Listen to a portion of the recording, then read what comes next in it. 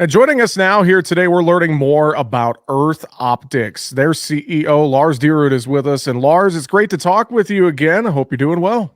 I'm doing great. Great talking with you, Jesse.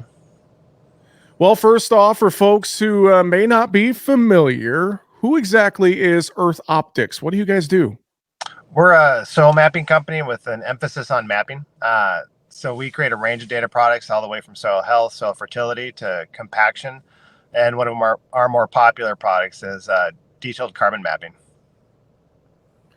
So, with that detailed carbon mapping and looking at soil mapping, how does Earth Optics data, how does it underpin the carbon credits that markets and stakeholders trust? Yeah, so we're doing a decent amount of the carbon quantification for carbon programs in North America. And and so the data is used for a couple of different types of programs. You have what's called an offset program, where somebody like Microsoft, somebody outside the food and egg industry, is trying to offset their emissions, and they're doing so by buying carbon credits from row crop farmers and ranchers. Usually because the farmers and ranchers are adopting a practice that's assumed to generate or accumulate more carbon in the soil, and so we're the ones that come in and we do the baseline, and then in following years we remeasured, and then approximately that difference between the baseline and the remeasure is any accumulated carbon that's found is credited. And so on the other side, we work directly with food and egg companies, but also with farmers, making those same type of measurements, but using what's called an inset. And so that's somebody like General Mills trying to reduce their overall carbon footprint within their whole supply shed. Well, I know there's a new announcement regarding a collaboration with Trace Genomics. Can you share more about this new partnership, Lars? Yeah, we're super excited to be working at a closer level with Trace. We probably pull more soil from the United States than anyone else in the country, and so given that, it's nice to really form tighter partnerships with certain laboratories, so we can really understand the end-to-end process from field to data point.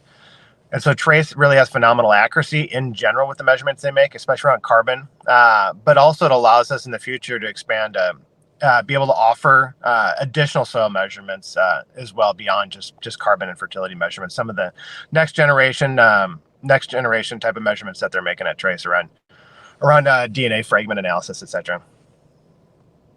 Well, how does this partnership between Earth Optics and Trace, how does it advance carbon, Lars? Yeah, carbon's a hard thing to measure, especially, I should say, changes in carbon.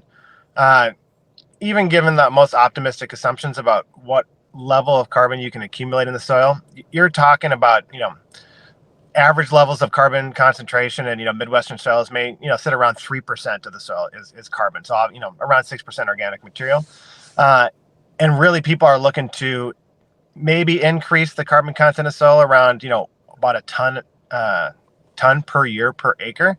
But that ton per year per acre represents just a fractional change in the soil. So maybe going from 3% to about 3.1%. And so you're trying to make that measurement across thousands of acres of fields. And so the more accurate you can do that laboratory test, the more accurate we can do our job. So our job is really making an incredibly accurate soil map of carbon concentration, but it's all built off using machine learning from what the laboratory measurements were on the field itself. So better data from the lab, much better map for us and more accurate. So it allows us to just get better and better and closer to finding that difference of 1 ton per acre per year. Well, a lot of great thoughts and really exciting partnership between Earth Optics and Trace Genomics. I know if folks want to learn more about everything you guys have to offer at Earth Optics, I know they could do that easily online, earthoptics.com, can't they?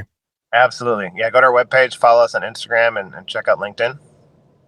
Well, Lars, I know there's some new subsidies out there surrounding biofuels. Can you tell us a little bit more about that and how Earth Optics is working with some of these different subsidies?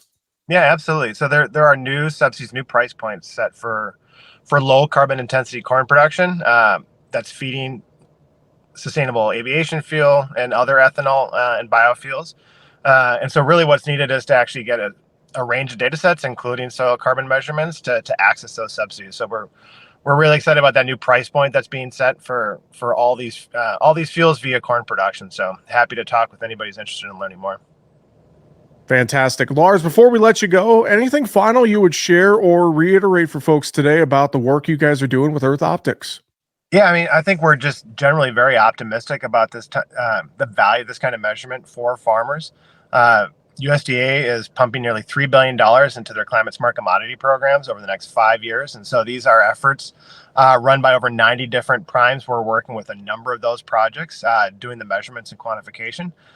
So these are mostly new dollars coming directly to farmers to help them adopt practices to ultimately get more than commodity prices for their ingredient production. And so we really think that data is that next generation thing that increases the value of the ingredients that are produced every day by our farmers.